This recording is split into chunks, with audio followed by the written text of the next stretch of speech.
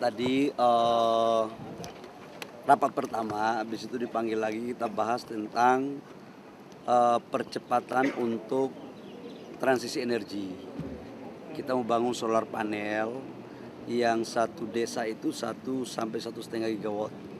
Jadi ke depan itu kita akan bangun kurang lebih sekitar 80 sampai dengan 100 gigawatt. Itu yang tadi kita bahas teknis. Yang kedua kita juga bahas tentang beberapa perkembangan terkait dengan kelanjutan daripada Freeport. Saya dipanggil untuk ditanyakan tentang kesepakatan, dan tadinya awalnya kan kita sepakat untuk penambahan saham 10% Freeport. Tapi tadi berkembang negosiasi yang insya Allah katanya lebih dari itu. Nah, saya diminta untuk bisa melakukan komunikasi percepatan, dan kalau itu sudah fix, insya Allah Freeport akan kita mempertimbangkan untuk melakukan kelanjutan daripada kontrak. Dan sekarang kita tahu bahwa kondisi di Timika, di underground, itu ada terjadi longsor, dan saya sudah melaporkan kepada Bapak Presiden, dan tim kami sudah ada di Timika sejak beberapa hari yang lalu. Nanti kita menunggu laporan perkembangan terakhirnya. Tapi orang di dalam masih dalam posisi terjebak dan belum ada informasi, dan proses pencarian masih tetap di dalam.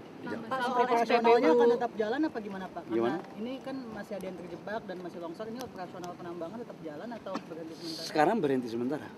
Sekarang berhenti sementara. Semua fasilitas personil semua lagi fokus untuk bagaimana menangani bencana yang ada di sana. Ya. Pak, soal SPBU panel itu Pak akan melibatkan investor asing nggak? Pasti. Karena solar panel 100 gigawatt itu kan cukup besar. Sementara kapasitas industri kita di sini hanya satu tahun tidak lebih dari 5 gigawatt. Nah, oleh karena itu pasti kita akan mencari investor asing dan bisa berkolaborasi dengan pengusaha-pengusaha nasional dan BUMN kita, termasuk dalamnya adalah PLN. Saham Freeport mau nambah berapa Pak? Pak, soal SPBU. Alhamdulillah tadi awalnya kan penambahan saham Freeport itu kan 10%. Perkembangan yang terjadi di atas 10%. Berapa pastinya nanti saya akan umumkan setelah tanda tangan proses perpanjangan. Harganya murah Pak, harga sahamnya? Untuk 10% lebih itu tidak, biayanya sangat murah sekali, karena valuasi asetnya kan kita anggap itu sudah nilai bukunya sangat tipis sekali. Tetapi itu kan terjadi untuk sampai dengan 2041, dan sekarang perhitungannya lagi dijalankan. Target pembelian saham rampung kapan Pak? Bentar lagi selesai ya. Pak, soal SPBU swasta dong Pak. Pak, soal SPBU swasta kan banyak yang kosong. Kan Bapak bilang bisa belinya ke Pertamina, itu sebenarnya kayak gimana sih Pak alurnya? Jadi gini, saya kan udah ngomong beberapa kali menyangkut SPBU swasta. Yang pertama, SPBU swasta itu sudah diberikan kuota impor 110% dibandingkan dengan 2024. Ini biar clear ya, kita sudah memberikan kuota impor 110%.